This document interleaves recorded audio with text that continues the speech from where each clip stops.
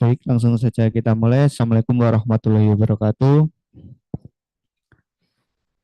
Sesi kali ini akan mengenai hukum acara peradilan agama yang akan disampaikan oleh Ibu Dr. Raden BC Kartoningrat SH.MH. Sebelum memulai pada materi ini, izinkan untuk saya membacakan CV dari Ibu Raden BC Kartoningrat SH.MH terlebih dahulu. Baik. Ibu Raden BC Kartoningrat merupakan dosen dari Fakultas Hukum Universitas Wijaya Kusuma Surabaya dari tahun 2016 hingga sekarang. Secara pengalaman organisasi, beliau merupakan Ketua Bidang Perempuan dan Perlindungan Anak DPC Peradi Surabaya tahun 2022 sampai nanti tahun 2027. Kemudian Perkumpulan Olahraga Domino Indonesia Provinsi Jawa Timur sebagai koordinator divisi wasit tahun 2022 sampai nanti tahun 2026.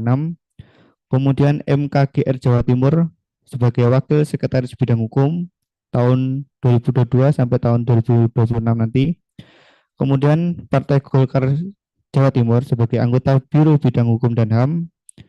Kemudian Kerukunan Keluarga Sulawesi Selatan atau KKSS Jawa Timur sebagai Wakil Sekretaris Bidang Hukum tahun 2019 sampai tahun 2024 tahun ini.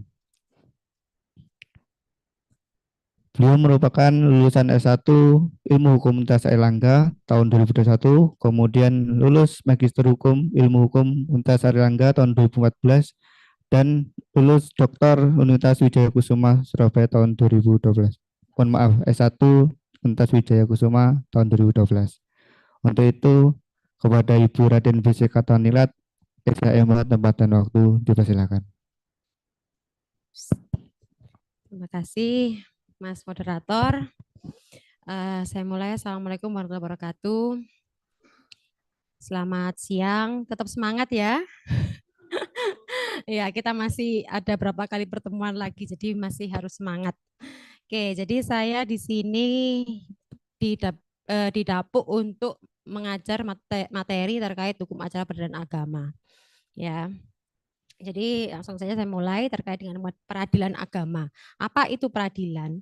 Peradilan adalah proses pemberian keadilan di suatu lembaga yang disebut pengadilan. Jadi ada kaitan antara peradilan dan juga pengadilan. Pengadilan adalah lembaganya, proses dalam pemberian keadilan itu yang disebut peradilan. Ya, di mana pengadilan itu mempunyai tugas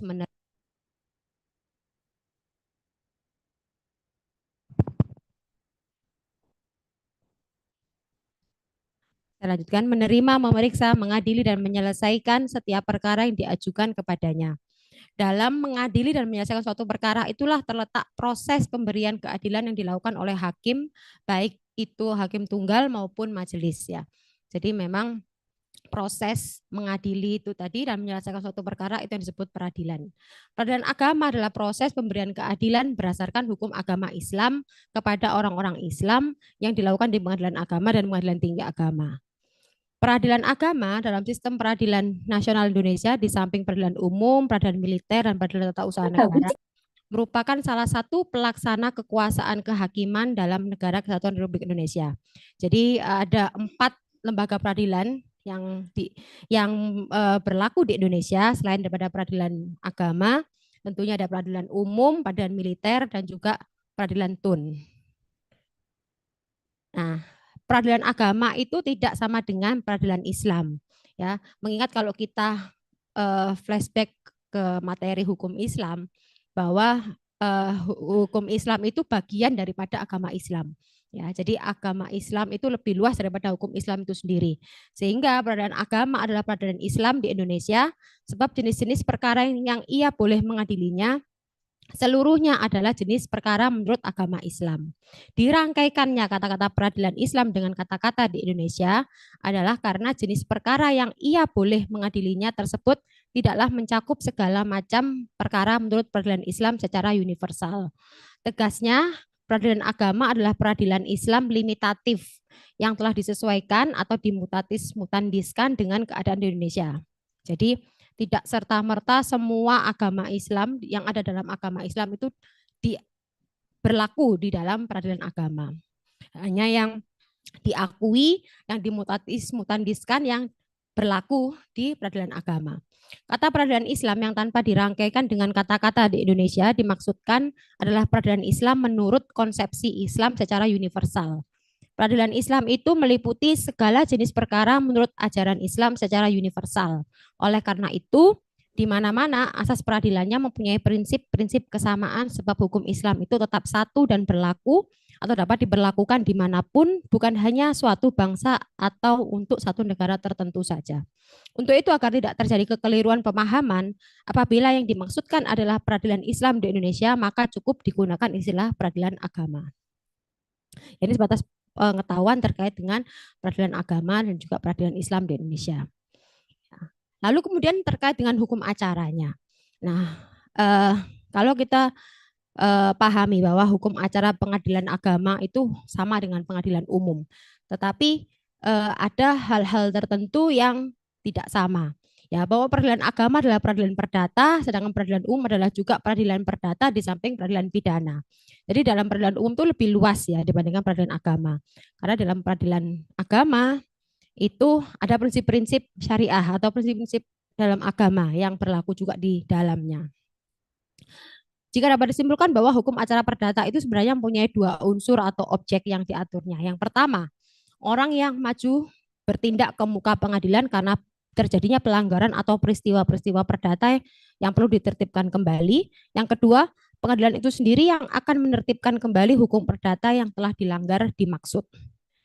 Hukum acara, termasuk hukum acara pidana juga, sering disebut sebagai hukum proses, ya, di mana bisa juga disebut hukum formil, ya. Hukum materialnya itu ada di hukum perdata atau hukum pidananya. Hukum acara itu adalah hukum formilnya.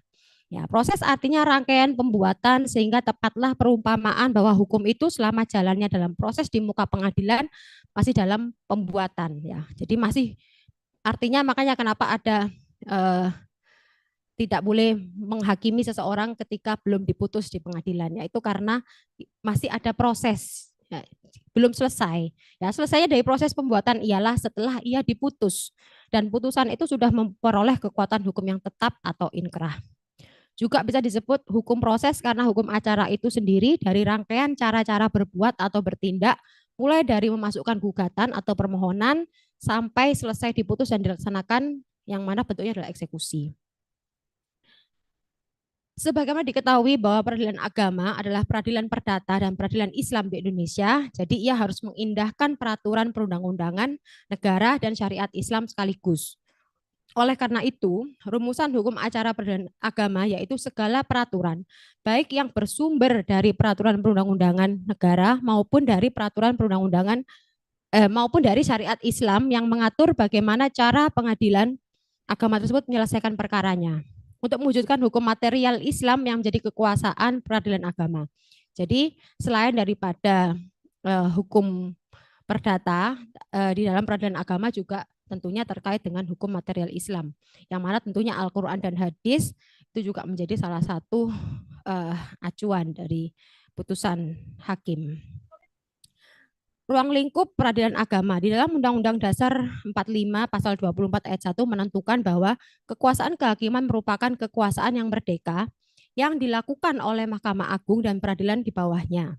Dasar hukum Badan Peradilan di Indonesia terdapat dalam Pasal 24 Ayat 2 UUD 45 menyatakan bahwa kekuasaan kehakiman dilakukan oleh sebuah Mahkamah Agung dan badan peradilan yang berada di bawahnya dalam lingkungan peradilan umum, peradilan agama, peradilan militer, peradilan tata usaha negara, dan oleh sebuah Mahkamah Konstitusi. Jadi jelas ya bahwa keberadaan peradilan agama itu sah di mata hukum karena di dalam UUD 45 itu diakui keberadaannya.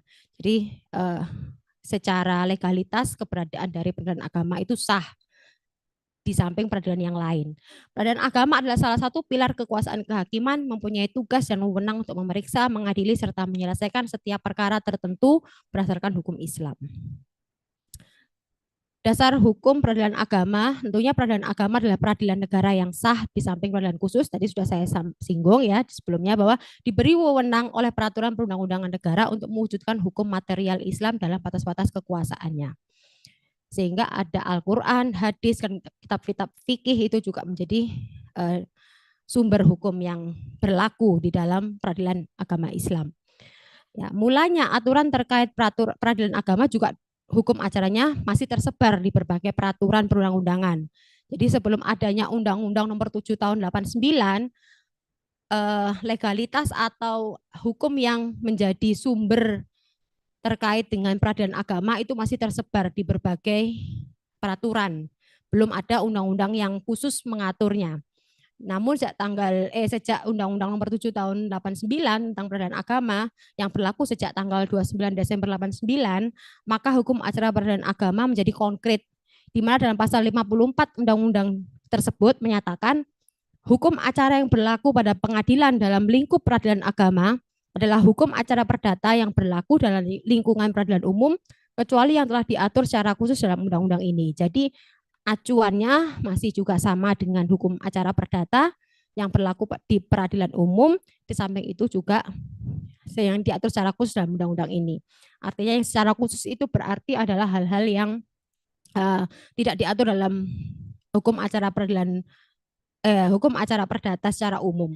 Ya, sehingga tentunya khusus ini adanya perbedaan terkait cerai talak, cerai gugat, ya kan, ada perbedaan itu. Ya, selanjutnya Undang-Undang Nomor 7 Tahun 89 tersebut diubah dengan adanya Undang-Undang Nomor 3 Tahun 2006. Sebagaimana perubahan pertama dan Undang-Undang Nomor 50 Tahun 2009 sebagai perubahan kedua. Jadi sudah ada perubahan terkait dengan Undang-Undang Peradilan Agama ya. Yang terakhir adalah di Undang-Undang Nomor 50 Tahun 2009. Selanjutnya adalah HIR atau disebut juga HRIB. Ada RBG atau disebut juga Reglemen untuk Daerah Seberang, maksudnya untuk luar Jawa dan Madura. Ada RV yang zaman jajahan Belanda dahulu berlaku untuk Raad van Justitie.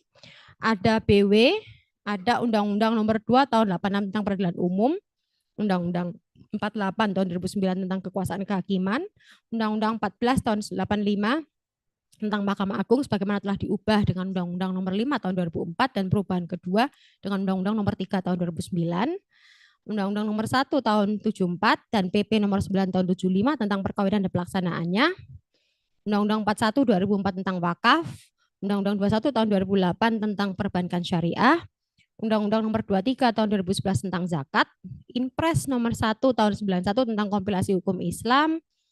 Lalu juga ada kompilasi hukum ekonomi syariah yang diatur dengan peraturan Mahkamah Agung Nomor 2 Tahun 2008.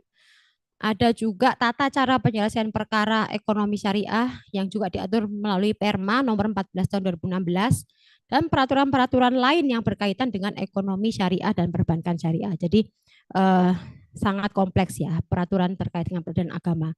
Jadi ini tentunya berkaitan juga nanti dengan kompetensi absolutnya. Nah, sebelum kita ke kompetensi absolut, kita pahami dulu apa itu kompetensi atau kekuasaan. Ya, kekuasaan atau kompetensi itu sama. Yang kadang-kadang diterjemahkan juga dengan istilah kewenangan, sehingga ketika kata tersebut dianggap semakna. Berbicara tentang kekuasaan peradilan, dalam kaitannya dengan hukum acara perdata, biasanya menyangkut dua hal, yaitu kekuasaan absolut dan kekuasaan relatif. Ya, ini hal yang mendasar yang memang perlu dipahami oleh seorang advokat. Karena kalau keliru-keliru memahami terkait dengan kewenangan, kompetensi, atau kekuasaan ini nantinya akan berakibat pada putusan atau proses dalam peradilannya. Sehingga perlu dipahami apa itu kekuasaan absolut, apa itu kekuasaan relatif. Ya, sekaligus dibicarakan pula di dalamnya tentang tempat mengajukan gugatan atau permohonan serta jenis perkara yang menjadi kekuasaan pengadilan.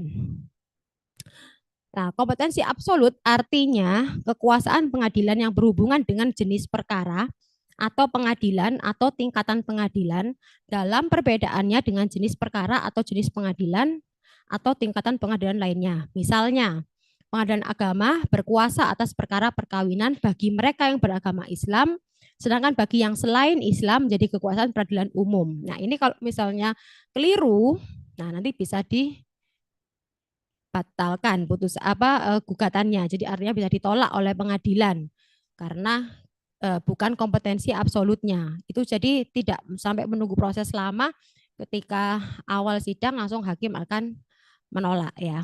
Jadi akan ditolak karena tidak sesuai dengan kompetensinya. Pengadilan agama lah yang berkuasa memeriksa dan mengadili perkara dalam tingkat pertama, tidak boleh langsung berperkara di Pengadilan Tinggi Agama atau di Mahkamah Agung. Jadi tetap ada prosesnya. Tidak boleh ujuk-ujuk mau cerai ke Pengadilan Tinggi ya, tentunya harus di tingkat pertama dulu. Nah, ini juga masuk dalam kategori kompetensi absolut daripada PA. Terhadap kompetensi absolut ini, Pengadilan Agama diharuskan untuk meneliti perkara yang diajukan kepadanya, apakah termasuk kekuasaan absolutnya atau bukan. Kalau jelas-jelas tidak termasuk kekuasaan absolutnya, Pengadilan Agama dilarang menerimanya. Jika tetap diterima, maka tergugat dapat mengajukan eksepsi absolut dan jenis eksepsi ini dapat dilakukan kapanpun oleh tergugat. Jadi kalau tergugat sudah tahu, pasti langsung dieksepsi ya. Nah, berikutnya selain daripada kompetensi absolut ada kompetensi relatif. Ya, kompetensi relatif ini diartikan sebagai kekuasaan pengadilan yang satu jenis dan satu tingkatan dalam perbedaannya dengan kekuasaan pengadilan yang sama jenis dan sama tingkatannya. Misalnya antara PN Magelang dengan PN Surabaya, PA Surabaya dengan PA Sidoarjo. Nah, PN Magelang dan PN Surabaya ini satu jenis, sama-sama lingkungan peradilan umum dan sama-sama pengadilan tingkat pertama. Ya, sedangkan untuk PA Surabaya dan PA Sidoarjo itu satu jenis, yaitu sama-sama lingkungan peradilan agama dan satu tingkatan, sama-sama tingkat pertama. Jadi tiap-tiap PA mempunyai wilayah hukum tertentu atau dapat dikatakan yurisdiksi relatif tertentu. Dalam hal ini meliputi satu kota madya atau satu kabupaten. Jadi nanti jangan sampai keliru menetapkan istilahnya seharusnya masuk ke Pengadilan Surabaya, Pengadilan Agama Surabaya, tetapi dimasukkan di Pengadilan Agama Sidoarjo. Nah, ini juga tentunya berkaitan dengan kompetensi relatif. Jadi jangan sampai keliru dalam memasukkan gugatan atau permohonan. Ya, tentunya disesuaikan dengan alamat daripada para pihak ya. Nah, jenis perkara kompetensi di dalam pengadilan agama itu di pasal 49 Undang-Undang Nomor 3 Tahun 2006 dijelaskan ada beberapa kompetensi atau jenis perkara yang bisa diperiksa atau diproses di dalam peradilan agama, yaitu pertama terkait perkawinan, waris, wasiat, hibah, wakaf, zakat, infak, sedekah, ekonomi syariah. Perkawinan, dalam masalah perkawinan itu apa saja yang diperkarakan di situ, misalnya izin beristri lebih dari seorang. Nah, bagi bapak-bapak ini yang misalnya mau beristri lebih dari seorang, itu harus mendapatkan izin ya dari pengadilan agama. Nah, itu masuk dalam kompetensi peradilan agama. Lalu berikutnya izin melangsungkan perkawinan bagi orang yang belum berusia 21 tahun dalam hal orang tua atau wali atau keluarga dalam garis lurus ada perbedaan pendapat. Nah, ini terkait dengan di dalam undang-undang perkawinan tuh juga ada permasalahan yang demikian. Sehingga itu juga masuk dalam kategori peradilan agama atau masuk dalam kompetensi peradilan agama. Dispensasi kawin, pencegahan perkawinan, penolakan perkawinan oleh pegawai pencatat nikah, pembatalan perkawinan, gugatan kelalaian atas kewajiban suami atau istri, perceraian karena talak, gugatan perceraian, penyelesaian harta bersama, penguasaan anak-anak. Jadi banyak ya kompetensi peradilan agama di bidang perkawinan ini.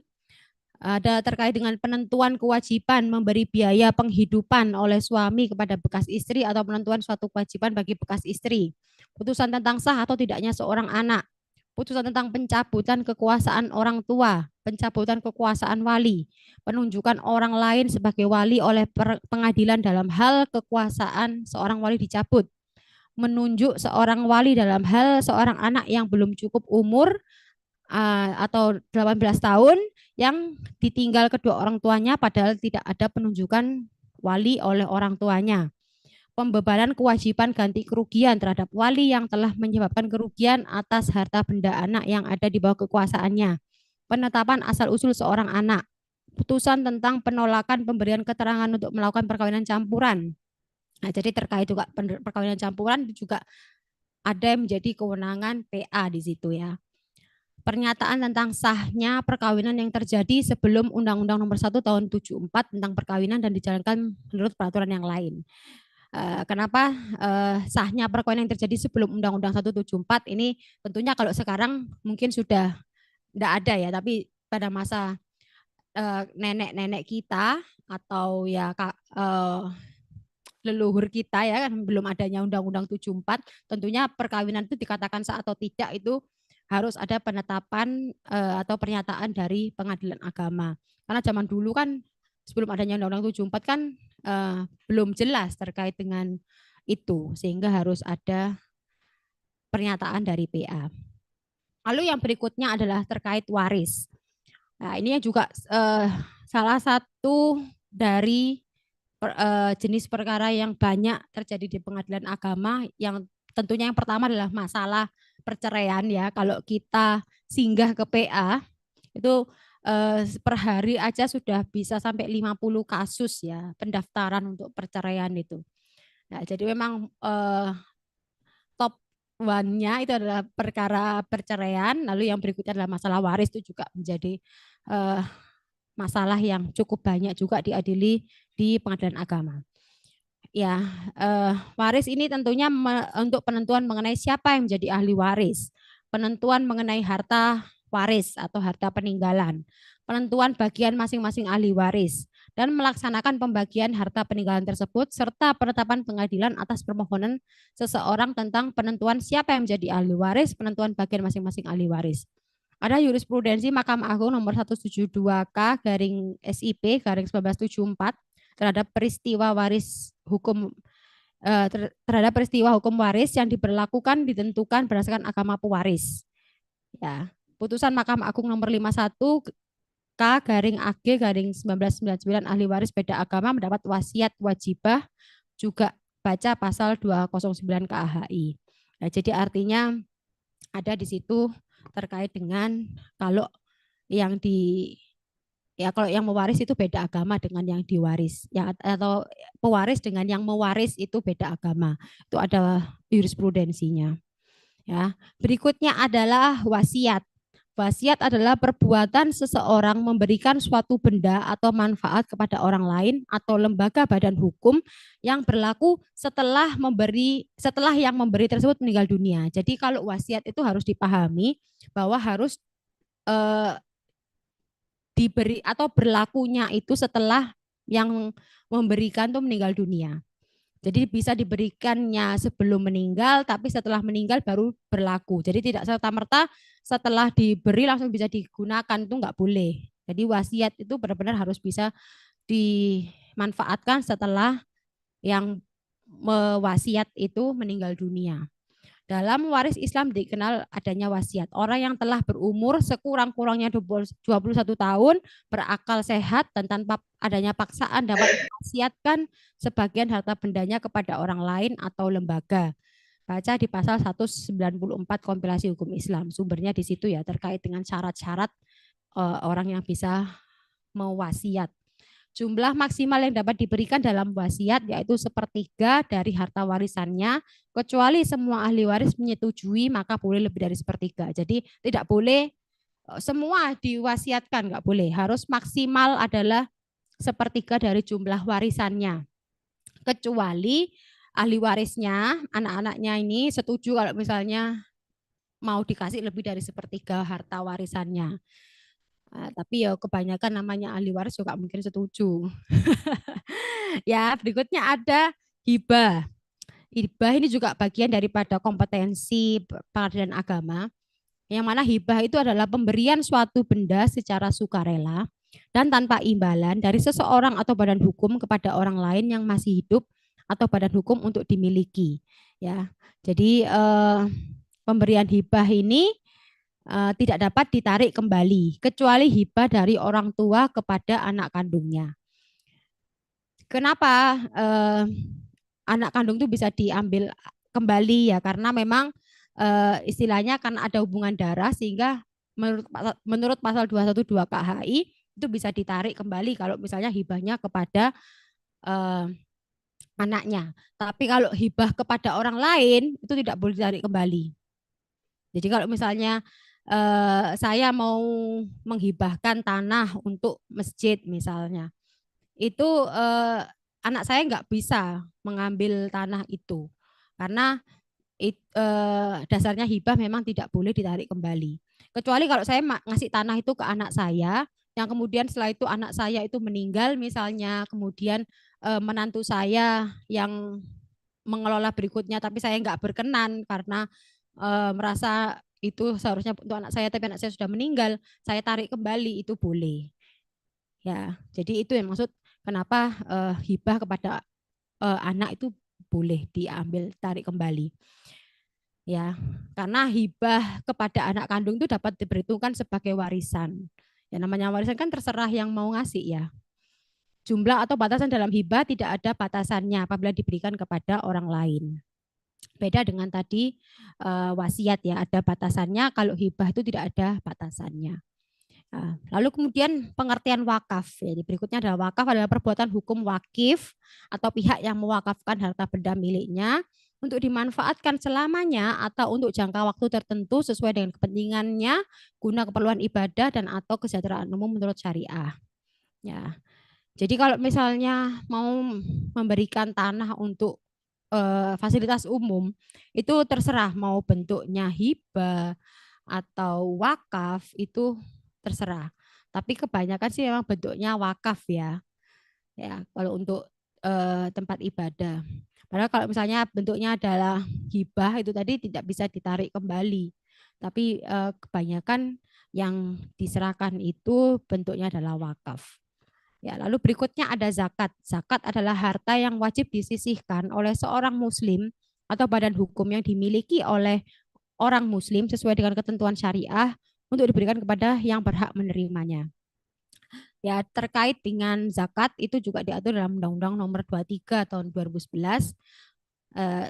Juga ada peraturan pemerintahnya nomor 14 tahun 2014 tentang pengelolaan zakat, dan untuk penguatan penghimpunan terdapat instruksi Presiden Republik Indonesia nomor 3 tahun 2014 tentang optimalisasi pengumpulan zakat di Kementerian Lembaga, Sekretariat Jenderal Lembaga Negara, Sekretariat Jenderal Komisi Negara, Pemerintah Daerah, Badan Usaha Milik Negara, dan Badan Usaha Milik Daerah melalui Badan Amil Zakat Nasional. Jadi Presiden juga menguatkan dengan adanya instruksi Presiden atau Inpres.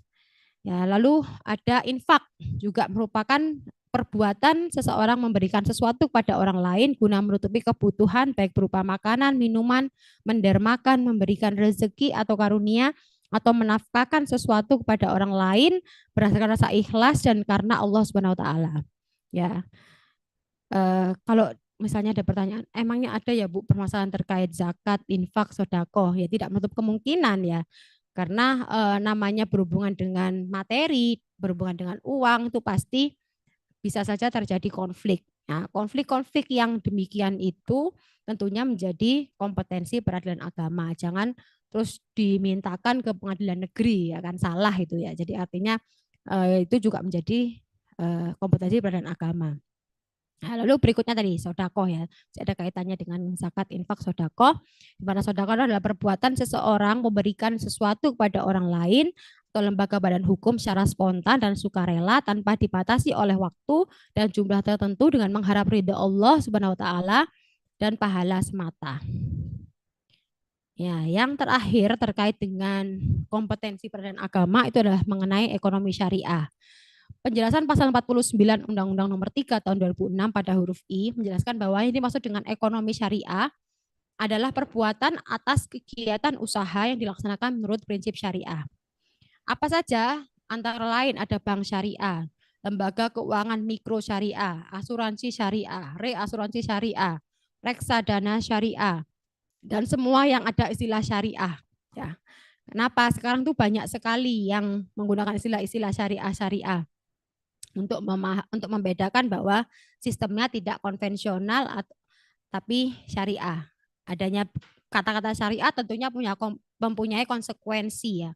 Konsekuensinya apa? Konsekuensinya tentunya harus diawasi oleh Dewan Pengawas Syariah ya.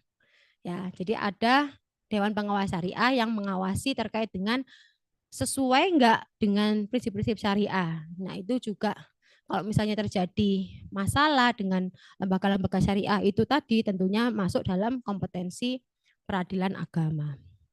Pasal 55 Undang-Undang Nomor 21 tahun 2008 tentang perbankan syariah ayat 1 menjelaskan penyelesaian sengketa perbankan syariah dilakukan oleh pengadilan dalam dalam lingkungan pengadilan agama.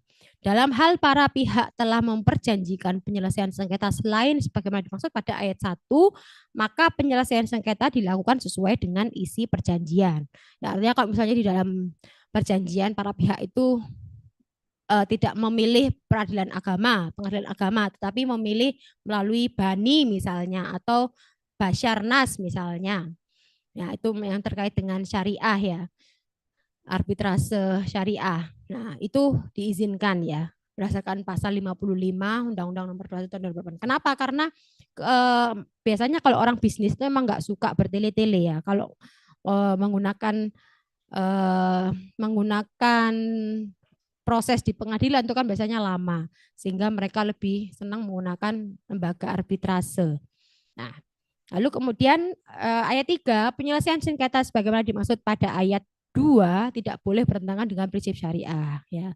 Jadi meskipun menggunakan lembaga arbitrase tetap harus yang paham tentang prinsip-prinsip syariah karena memang perbankan syariah itu kan harus sesuai dengan prinsip syariah. Jadi harus paham juga sebagai penengah ini, penyelesai sengketa ini paham terkait dengan prinsip-prinsip syariah tersebut.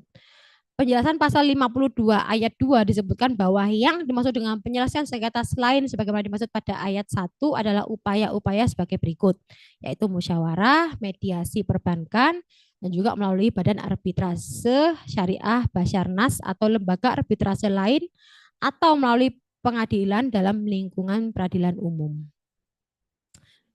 Nah, terkait dengan perkara ekonomi syariah itu dapat diajukan dalam bentuk gugatan sederhana yang diatur dalam Perma nomor 2 tahun 2015, Junto Perma nomor 4 tahun 2019, atau gugatan dengan acara biasa yang tentunya masing-masing mempunyai kelebihan dan kekurangannya.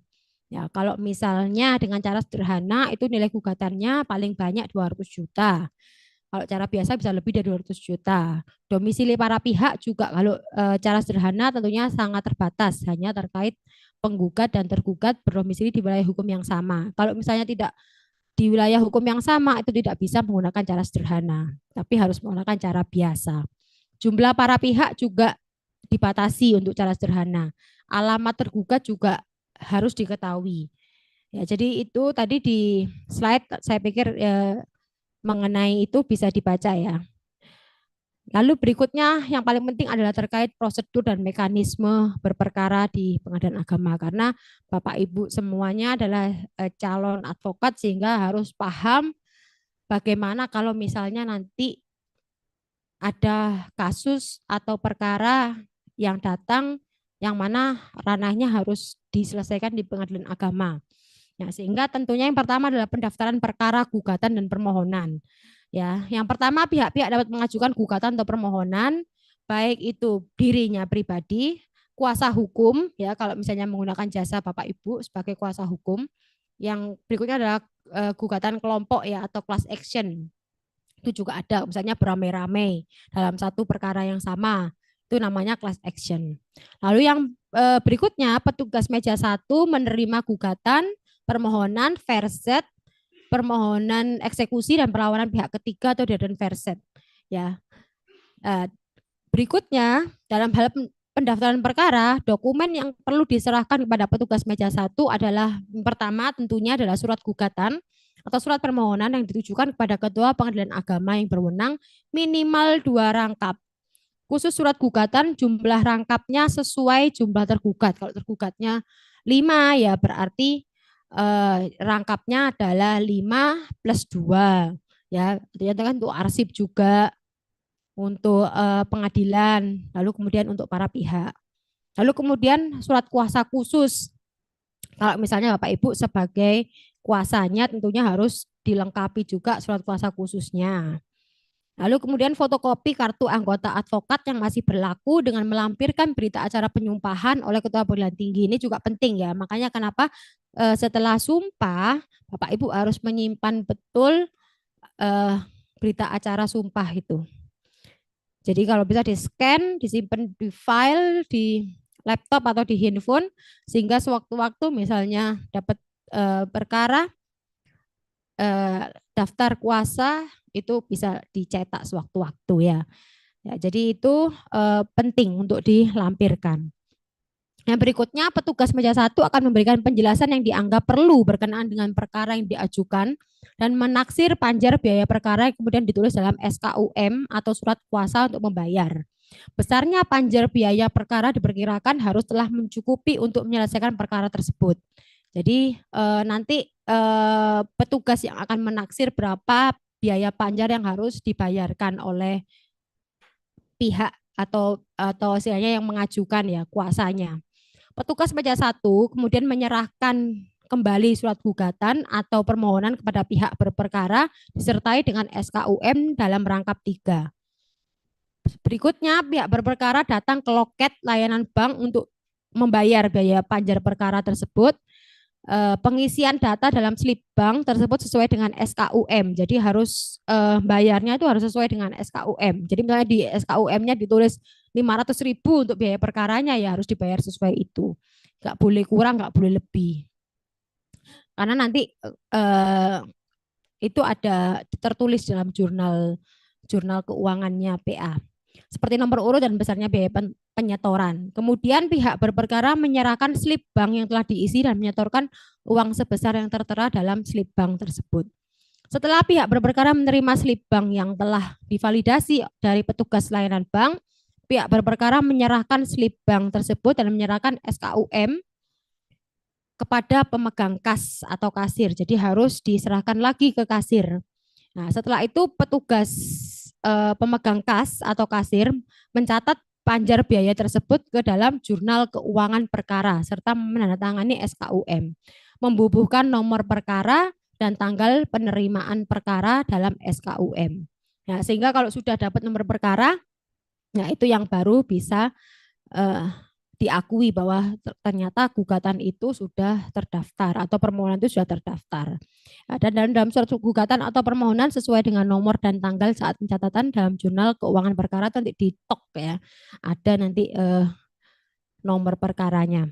Pemegang kas kemudian memberi tanda lunas dalam SKUM dan menyerahkan kembali kepada pihak berperkara asli SKUM serta satu salinan surat gugatan atau permohonan yang telah diberi nomor perkara dan tanggal pendaftaran. Ya, untuk itu pendaftaran selesai.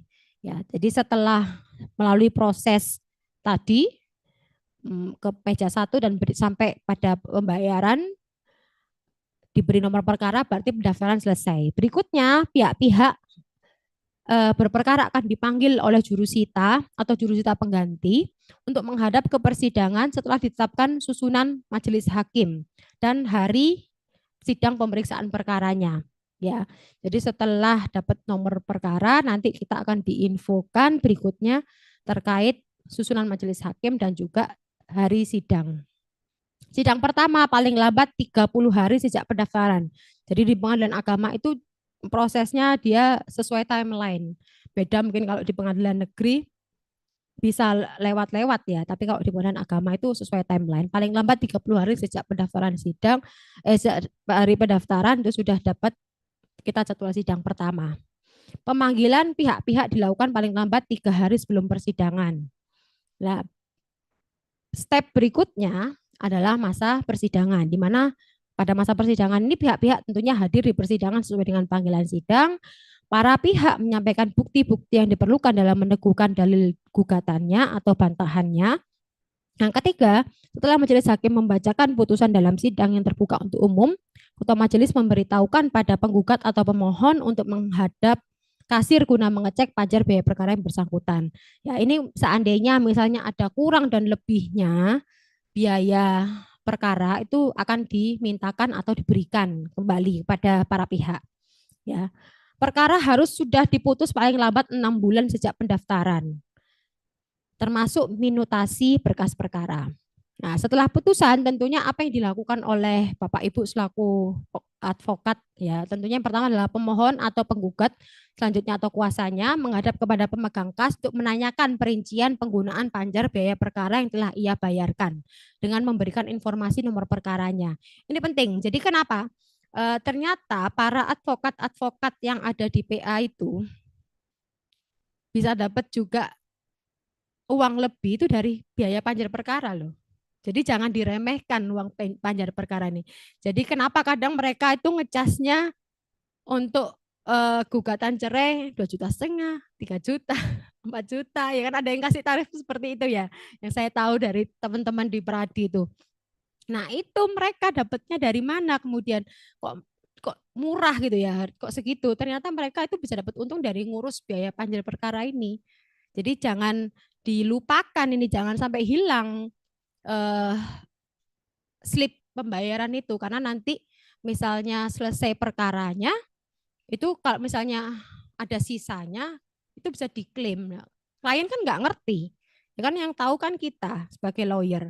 Ya itu nanti bisa kita ambil, bisa kita cairkan sendiri biaya panjang perkara itu yang menjadi banyak pengacara di PA itu jadi suge-suge gitu ya.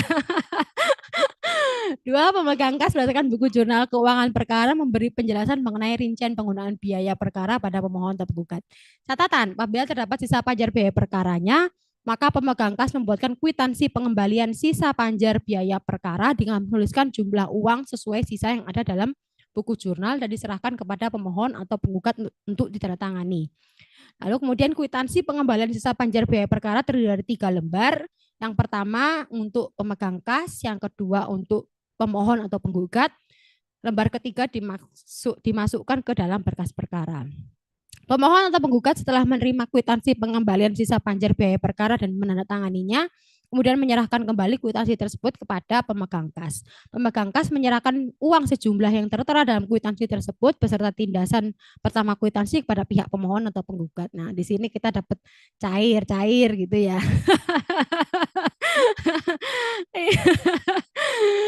Ya, itu nanti bisa dicairkan. Nah, para pihak dapat mengajukan banding dalam tempo 14 hari setelah putusan dijatuhkan atau 14 hari setelah pemberitahuan amar putusan apabila pihak tidak hadir saat putusan diucapkan. Berikutnya terkait dengan produk PA. Ya, produk PA itu ada yang berupa putusan, ada yang berupa penetapan. Putusan atau al-qodo adalah keputusan pengadilan atas perkara gugatan berdasarkan adanya suatu sengketa. Jadi intinya kalian harus pahami apa bedanya putusan, apa bedanya penetapan. Jadi kalau putusan itu yang dikeluarkan oleh pengadilan karena adanya suatu sengketa. Sedangkan kalau penetapan itu putusan pengadilan yang dikeluarkan adanya permohonan secara volunteer ya. Di sini ada penjelasannya. Istilah penetapan dan putusan berbeda pada perkara perceraian ya. Kalian harus bedakan. Bu, ada di dalam putusan itu ada yang sifatnya adalah permohonan cerai talak. Ada yang sifatnya adalah gugatan. Nah, apakah ini termasuk dalam penetapan yang dimaksud di dalam poin kedua atau isbat ini? Tentunya tidak. Karena cerai talak itu masuk dalam suatu sengketa juga. Sehingga cerai talak maupun cerai gugat itu masuk dalam perkara kontentiosa yang mana adanya sengketa. Sedangkan untuk perkara volunteer yang sifatnya volunteer atau yang sifatnya penetapan itu atas permohonan yang lain. Misalnya apa? Misalnya penetapan ahli waris, penetapan isbat nikah dan lain-lain. Itu termasuk dalam kategori produk PA yang bentuknya adalah penetapan atau isbat.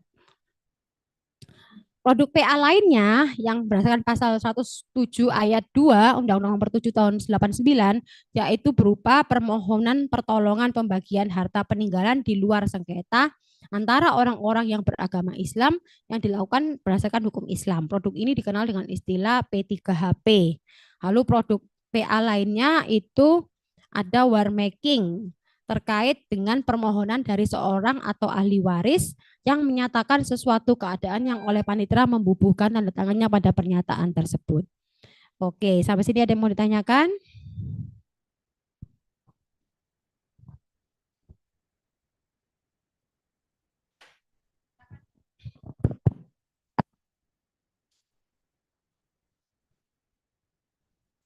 Ya, ya.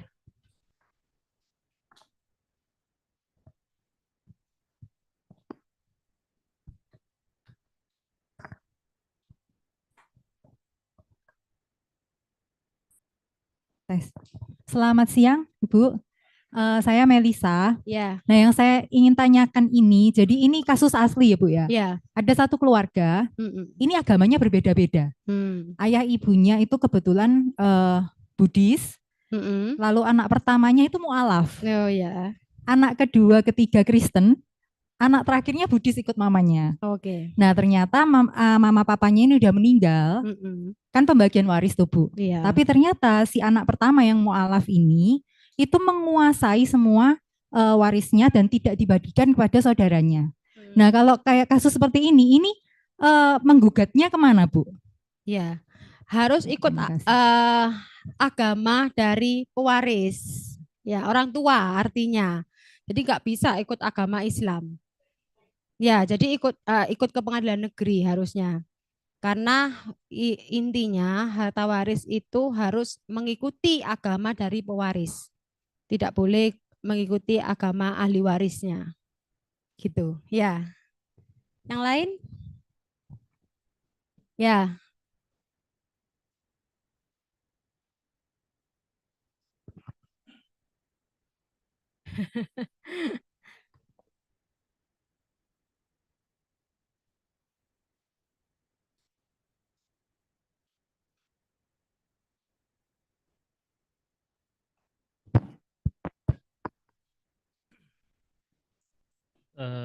Izin Ibu tanya, Ya. nama saya Endro. Tadi kan dijelaskan dasar hukum peradilan agama itu salah satunya Al-Quran, hadis, dan kitab fikih. Iya. Di Indonesia kan kita mengenal Majelis Ulama Indonesia, Bu. Mm-mm. Menurut Ibu secara pribadi, Oh iya. apakah fatwa MUI ini bisa dijadikan dasar hukum peradilan agama, Bu? Bisa. Bisa. Fatwa MUI bisa menjadi salah satu bagian daripada sumber hukum. Artinya itu bisa menjadi dasar hakim dalam membuat putusan ya. Tapi artinya itu bukan berdiri sendiri. Harus ada memang sumber hukum yang lebih kuat lagi di atasnya, entah itu undang-undang, entah itu dalam Al-Qur'an ya, entah itu dalam hadis. Artinya itu harus ada kekuatan hukum yang lebih tinggi yang mana menguatkan daripada fatwa MUI itu tadi. Karena kan nggak bisa juga fatwa MUI itu berdiri sendiri. Pasti dalam proses pembuatan fatwa MUI itu sendiri ulama itu mempunyai dasar entah ijtihad kah, entah apa ini namanya ya melalui sidang para ulama itu kan pastinya ada. Terus yang kedua, Bu, mengenai IBA tadi. Ya. Di dekat rumah saya itu ada kayak jalan ya, lompongan gitu, Bu. Ya. Itu sama orang tuanya dibahkan buat jalan. Terus orang tuanya meninggal. Anaknya ini datang dari luar kota, Bu. Tahu-tahu kayak diterima, diambil lagi gitu loh, Bu. Kalau sampean gelem ya gentenono istilahnya gitu, Bu. Itu cara penyelesaiannya gimana, Bu? Hibah. Iya. Iya. Hibah kepada orang lain, ya. Kemudian anaknya. Datang terus kayak diminta lagi gitu loh. Nah, ya itu banyak sering terjadi seperti itu. Nah, itu makanya kenapa pentingnya ketika proses kita menghibahkan itu harus diketahui oleh entah itu kelurahan, entah itu ada saksi lah setidaknya. Artinya harus ada dari lembaga pemerintah setempat yang menyaksikan bahwa tanah itu memang dihibahkan. Apa harus dibuat? Harus ada tertulis. Catatan gitu, iya, catatan. Harus ada tertulis. Karena yang sering terjadi ya seperti itu. Ketika itu tidak tertulis, ya anaknya bisa menuntut gitu loh. Betul. Itu sering terjadi. Jadi memang harus diketahui terlebih dahulu apakah ada penyerahan secara tertulisnya atau setidaknya ada saksi lah yang menyaksikan bahwa memang orang ini memang menghibahkan. Gitu, Mas. Yang lain, monggo. Izin Bu, yang Jumbu. Ya. Izin mau bertanya, Bu. Ya. Perkenalkan, nama saya Surya. Syarat-syarat poligami itu kan diatur dalam Gak apa-apa kan, Bu? Ya silakan lanjut. Gak apa-apa tanyakan, Bu.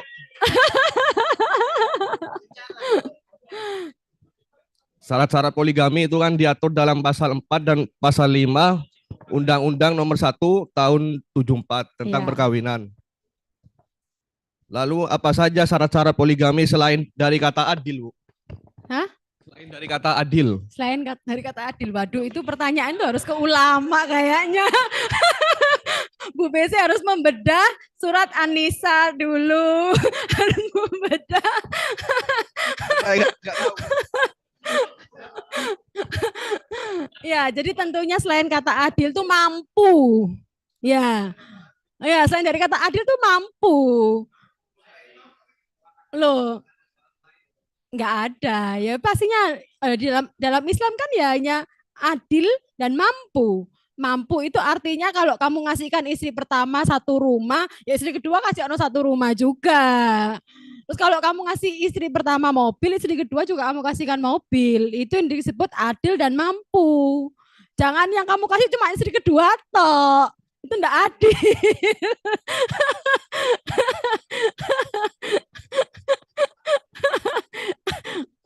Punya cita-cita ya, punya cita-cita ya, Mas. Cita-citanya kok medeni.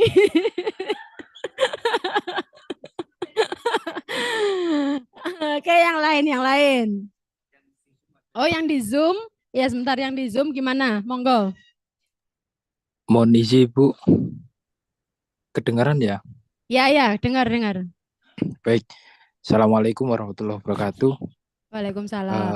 Izin Bu, nama saya Muhammad Hakim Al-Mizan. Terkait masalah ada beberapa sih Bu yang saya tanyakan. Yang salah satunya mungkin sama dengan Bapak yang tadi masalah wasiat apa? Wakaf sama hibah Bu.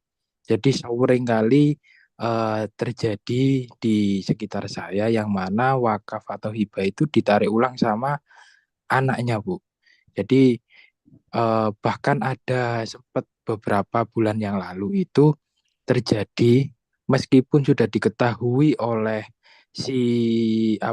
pemerintah desa ataupun dari saksi-saksi, itu anaknya bilangnya, lah wong nggak ono notaris yang menyepakati iku kok, ya wis tetep iki wekku. Gitu Bu. Seringkali dia itu bilang gitu, akhirnya tetap dimasukkan meskipun ada semacam itu. Nah, masalah itu juga saya pernah ngobrol sama diskusi dengan Prof. Slamet, dekan Untak Eva, itu bilang kalau hitam di atas putih pun tanpa ada notaris itu tetap masih bisa digugat. Nah, itu pertanyaan yang pertama, Bu. Yang kedua, masalah warisan. Seringkali terjadi warisan yang mana itu semisal saya tidak punya anak, lalu saya mengadopsi anak, atau enggak gitu saya mengadopsi anak terus saya punya anak, dan anak yang saya adopsi ini masuk dalam kakak. Nah, apakah anak tersebut berhak untuk mendapatkan warisan? Karena biasanya yang terjadi adalah anak yang diadopsi atau anak angkat itu anak yang kandung itu nggak mau. Jadi, lah wong awakmu anak angkat kok lapo itu warisan, bahasanya kayak gitu Bu. Mohon pencerahannya Ibu. Terima kasih. Oke, jadi pertanyaan pertama itu terkait hibah ya, terkait hibah yang kemudian kalau misalnya tidak ada akte notaris apakah bisa digugat ya kan? Ya, jadi Iya memang Ibu. kalau terkait dengan hibah, wasiat itu harus wakaf itu enggak ya? Artinya tapi wakaf mungkin kalau misalnya itu bentuknya adalah tanah tidak bergerak, dalam artian adalah tanah, itu memang tetap harus melalui PPAT ya. Jadi tetap harus melalui PPAT karena memang pejabat yang mempunyai kewenangan untuk itu adalah notaris dan PPAT. Khususnya PPAT lah.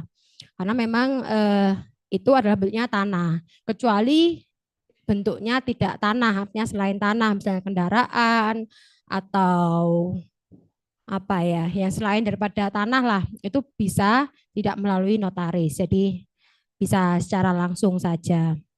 Lalu pertanyaan yang kedua terkait apa tadi? Terkait masalah warisan Ibu yang anak angkat Oh apakah iya, berhak ya mendapatkan? anak itu harus dibedakan. Anak angkat itu ada anak adopsi. Yang adopsi itu berarti ada surat dari ya artinya secara hukum itu ada suratnya. Itu namanya anak adopsi. Sedangkan ada anak pungut. Ya, anak pungut itu ya sama-sama anak angkat tapi tidak ada suratnya. Artinya secara hukum tidak diakui. Nah, kalau terkait dengan waris yang demikian, tentunya kalau anak itu adalah anak adopsi, dia punya hak untuk waris. Tetapi kalau anak pungut yang tidak ada suratnya, itu bisa kita menolak atau artinya tidak diberi warisan itu bisa karena memang dia tidak tertulis secara hukum, ya. Sekalipun misalnya anak pungut ini tadi ternyata emang selama ini ikut mengurus orang tua dan sebagainya. Nah, itu tergantung anak kandungnya, kalau misalnya ada anak kandungnya. Untuk memberi atau tidak itu nuraninya masing-masing. Tetapi kalau berbicara hukum, karena kita orang hukum harus ada suratnya, harus ada buktinya. Yang namanya anak pungut itu tidak bisa diberi waris. Itu tergantung daripada kerelaan hati masing-masing orang. Ya, kalau kita merasa memang anak pungut itu selama ini memang berbuat untuk orang tuanya, ya monggo silakan ada pengertian dari ahli waris sahnya yang mempunyai hak untuk itu bisa ikut memberikan. Gitu, Mas.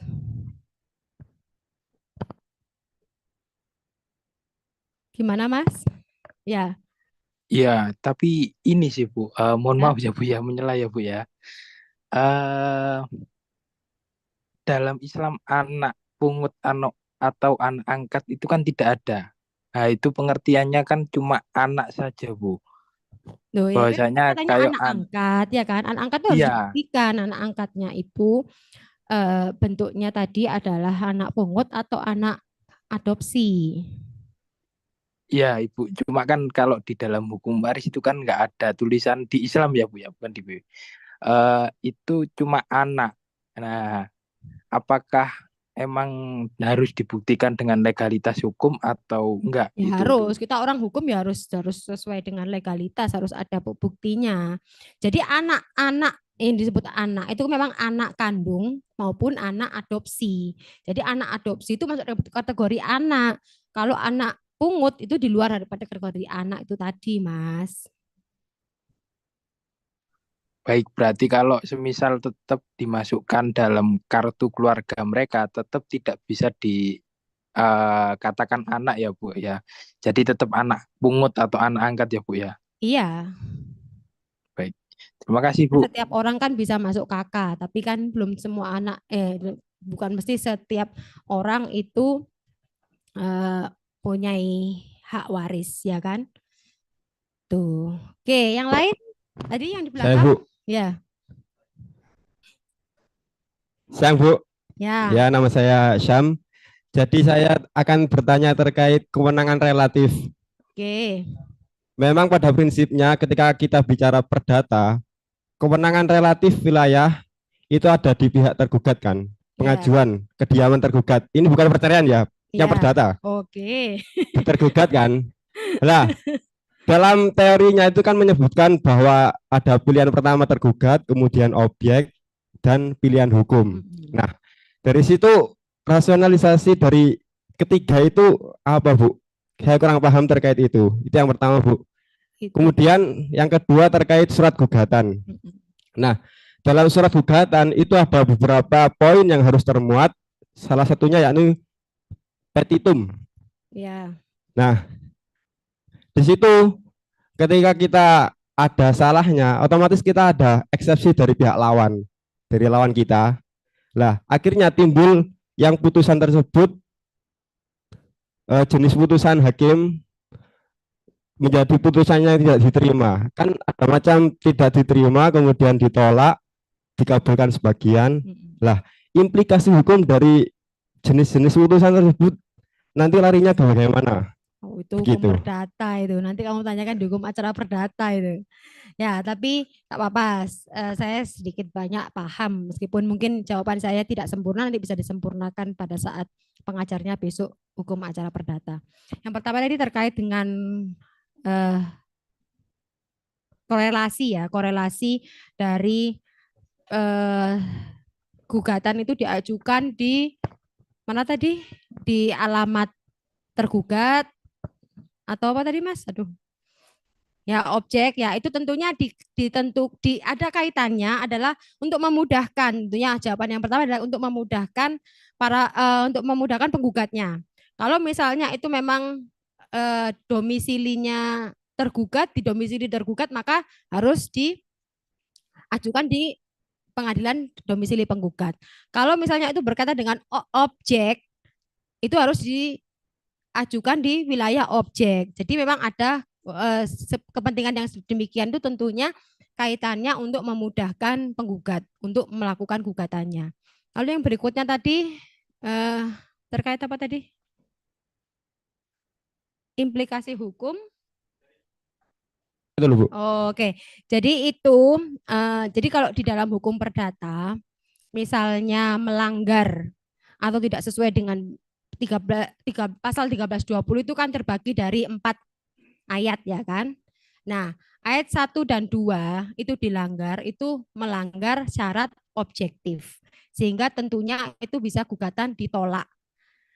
Sedangkan untuk yang melanggar ketentuan dari ayat 3 dan 4 itu berarti melanggar syarat subjektif yang mana putusannya bisa diterima sebagian atau di NO.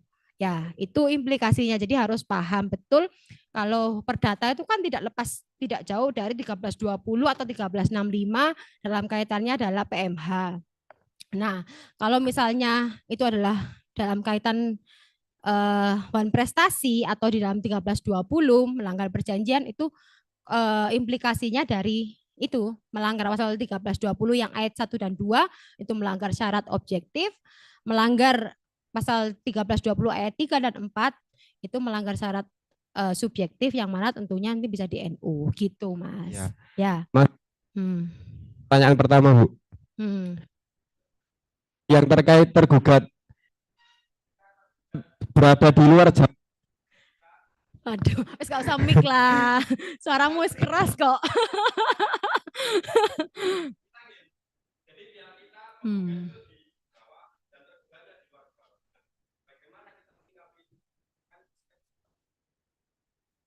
Oh, ya tetap harus sesuai. Ya tetap harus diajukan harus berada sesuai domisili tergugat. Kalau itu kaitannya cerai, iya. Iya. Karena nanti untuk bisa menyampaikan ke tergugatnya itu kan harus yang terdekat dari tergugatnya. Kalau mengikuti alamat penggugat, nyampe enggak nanti tergugatnya tahu enggak? Yang paling penting itu kan kehadiran dari tergugatnya supaya perkara ini selesai, ya toh. Karena kalau kita yang punya kepentingan kan berarti kita yang harus hadir ya kan. Tapi kalau yang tergugat belum tentu mau hadir kalau misalnya jauh-jauh, misalnya di Surabaya sama di Kediri misalnya ya kan. Ya harus di Kediri supaya biaya perkaranya juga lebih rendah karena untuk pemanggilan ke alamat si tergugatnya itu dekat. Kalau dari Surabaya ke Kediri kan nanti biaya perkaranya juga jadi besar karena untuk pemanggilan itu kan butuh uang juga toh, surat dan sebagainya itu kan melalui pos dan sebagainya kan harus biayanya lebih besar kalau luar kota, luar pulau gitu. Gitu korelasi berpikirnya, Mas. Ya, oke. Ya. Iya. Nanti kalau kalian bikin gugatan itu juga jangan keliru ya waktu upah. Ya, itu harus tahu nanti bisa pertanyaannya nanti bisa arahnya ke situ juga.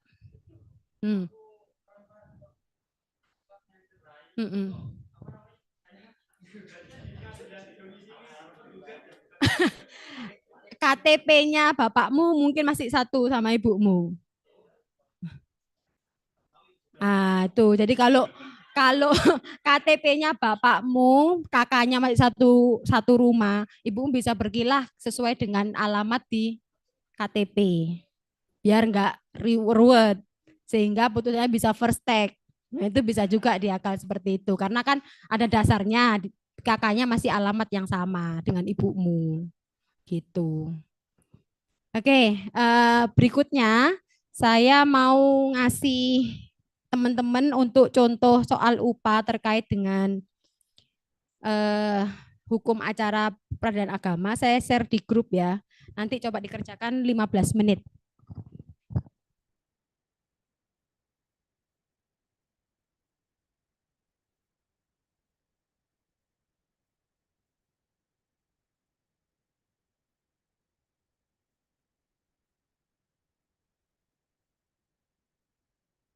Dulu 15 menit dari sekarang, nanti baru kita bahas bersama. Ada 15 soal. Cuman ABC kok.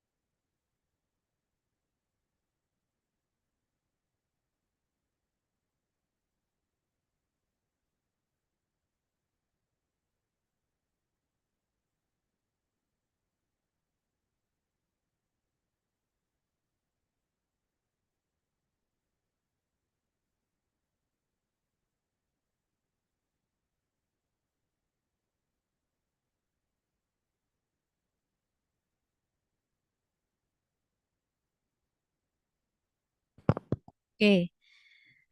Kira-kira jawaban soal pertama apa? B? Yakin? A. Penggugat. Dasarnya ada di pasal 73 Undang-Undang Nomor 7 tahun 89. Ya, gugatan perceraian diajukan oleh istri atau kuasanya pada pengadilan yang daerah hukumnya meliputi tempat kediaman penggugat, kecuali apabila penggugat dengan sengaja meninggalkan tempat kediaman bersama tanpa izin penggugat. Kedua,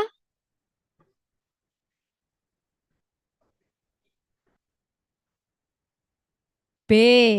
Termohon. Dasarnya ada di pasal 66. Ya.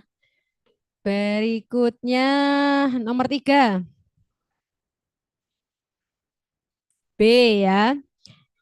RV, HIR, atau RBG, kompilasi hukum Islam ada, karena ini ada yang mirip-mirip jadi jangan terkecoh. Nah, nanti waktu ujian juga biasanya ada soal-soal yang mengecoh seperti itu.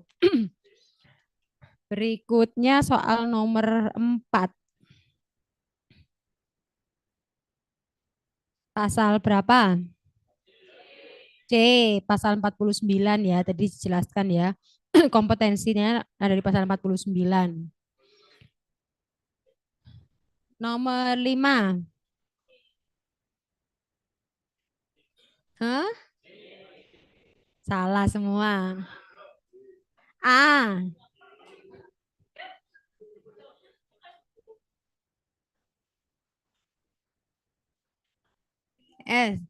Sorry, ini di Rajai sebenarnya Rajai. Yang benar Rajai. Rajai itu C ya. Pasal 117, pasal 118 ya, di pasal 118. Talak rajai adalah talak ke-1 atau kedua di mana suami berhak rujuk selama istri dalam masa iddah.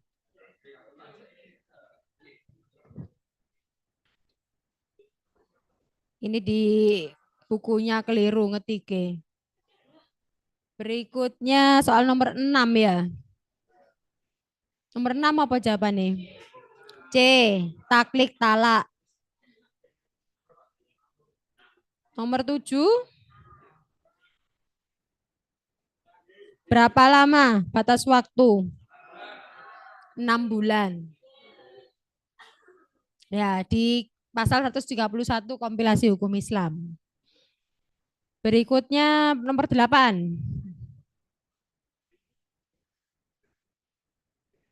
Apa? D. Di hadapan kepala kecamatan tempat berdomisili. Dasarnya di pasal 195 ayat 1 kompilasi hukum Islam. Berikutnya nomor 9.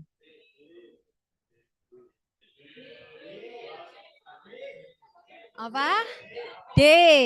Saudara kandung laki-laki dan atau perempuan.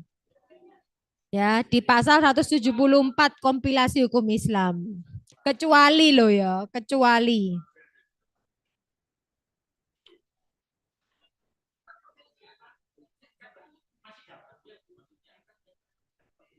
Ya, kecuali ahli waris lengkap yang berhak mendapatkan harta waris adalah kecuali saudara kandung laki-laki dan atau perempuan. Ya itu memang kadang-kala suka menjebak. Berikutnya nomor 10. B. Wasiat tidak bisa diberikan pada anak kandung. Dasarnya di pasal 195 kompilasi hukum Islam. Kecuali, dibaca soalnya dipahami, kecuali. Berikutnya nomor 11. Berapakah batas maksimal? Sepertiga dari harta benda milik pemberi hibah tadi ya. Di pasal 210 KHI. Sepertiga. Iya. Berikutnya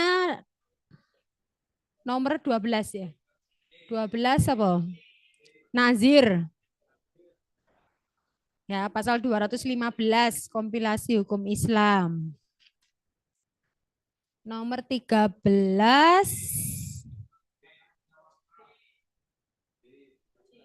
tempat keberadaan benda wakaf.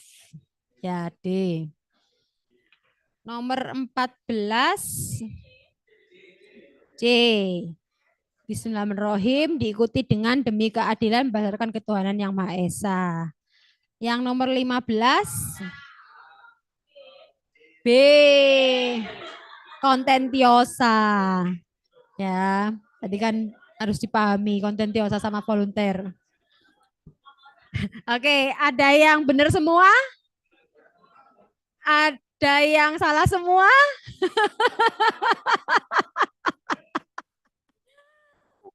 Nah, ya kira-kira itu pertanyaannya nanti yang mungkin keluar terkait dengan peradilan agama. Jadi kalau masih ada yang salahnya banyak, belajar lagi. Oke, ada yang ditanyakan lagi? Ya, oh iya tadi belum bertanya ya, Pak. Silakan.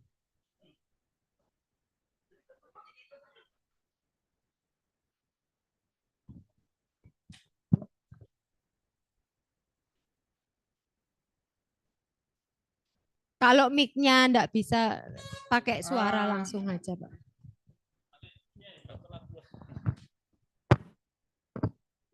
Cek. Izin bertanya Bu, saya Khairul Anam.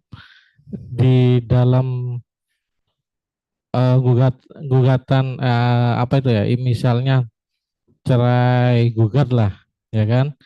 Apakah nanti itu bisa mengajukan bukan hanya cerai tetapi juga hak asuh anak atau dipisah-pisah nanti Bu di dalam Dipisah. peradilan? Biasanya dalam pengadilan mintanya dipisah. Ya, karena supaya diputus dulu perceraiannya. Karena kan kadang ada yang masih nggak sepakat perceraiannya lah. Jadi biasanya itu pengadilan menyarankan untuk dipisah. Di samping itu juga itu menguntungkan pengacara loh. Surat kuasanya double berarti. Oh iya, siap. Siap Bu, itu aja Bu. Iya, itu. Terus izin menambahkan juga Bu terkait yang ditanyakan oleh Masnya terkait poligami. Sebenarnya karena di dalam Al-Qur'an itu ada masna wa salasa wa arba'ah. Jadi bisa beristri lebih dari satu, ya kan? Itu dalam berdasarkan Al-Qur'annya, ya kan? Kalau Masnya itu bertanya apakah itu adil itu seperti apa atau mampu, selain itu juga ada. Apa? Di dalam kompilasi hukum Islam pasal 57 itu ada Mas. Jangan bisa baca sendiri. Ya, tetapi ada keterkaitannya dengan pasal 58, yakni dengan persetujuan istri juga. Nah, itu. Mas Khairul Anam ini sudah praktek berarti. Ya Bu. Terus yang terkait pertanyaan di Zoom juga Bu izin menambahkan. Kalau emang ada anak angkat, ya kan, itu bisa, kalau ini terkait pengadilan agama ya Bu ya, bukan PN, itu bisa lihat di kompilasi hukum Islam. Di sana itu ada ahli warisnya itu siapa yang berhak menerima. Kalau emang si anak angkat ini pengen diberi warisan, paling tidak itu kalau saya sebagai misalnya sebagai lawyernya, paling tidak mengasih saran untuk si orang tua angkat ini memberikan wasiat. Karena wasiat itu nanti bisa sepertiganya. Iya. Jadi seperti itu. Artinya kan kadang-kadang di praktek orang tuh nggak paham bahwa terkait dengan warisan itu seharusnya orang tua itu selagi masih sehat, selagi masih bisa datang ke pengacara atau notaris, seharusnya itu datang. Karena supaya apa? Apalagi kita orang hukum ya, kita punya anak-anak, punya ahli waris dan sebagainya, itu sudah jelas supaya nggak rebutan. Karena memang masalah warisan tuh paling riskannya ya karena rebutan tuh tadi. Ya tentunya karena mereka merasa sama-sama punya hak. Ya, makanya memang seharusnya memang sudah harus diberikan wasiat atau langsung dibuatkan warisan oleh orang tuanya melalui advokat atau notaris yang dipercaya. Ketika yang kemudian orang tua itu meninggal, anak-anaknya atau ahli warisnya itu punya hak. Jadi tidak rebutan lagi. Ya, gitu. Ya, Mas. Oke, siap, betul itu, Bu. Oke, jika tidak ada lagi pertanyaan, saya kira cukup sekian pertemuan kita pada hari ini. Ya, kita ketemu lagi minggu depan, tapi bukan saya pematerinya, cuman selaku ketua panitia mengharapkan kehadiran Bapak Ibu semuanya di hari Sabtu besok. Itu ada 4 sesi ya kebetulan, karena Sabtu besok itu ada pembicara dari DPN, jadi mungkin diinfokan Mas Jipi ya untuk kostumnya apa ya.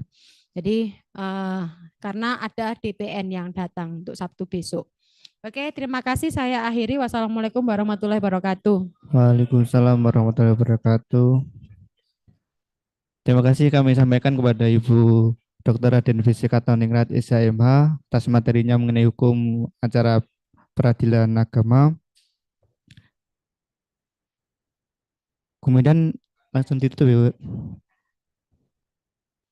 Wabillahi taufiq wal hidayah. Wassalamualaikum warahmatullahi wabarakatuh. Sampai ketemu minggu depan.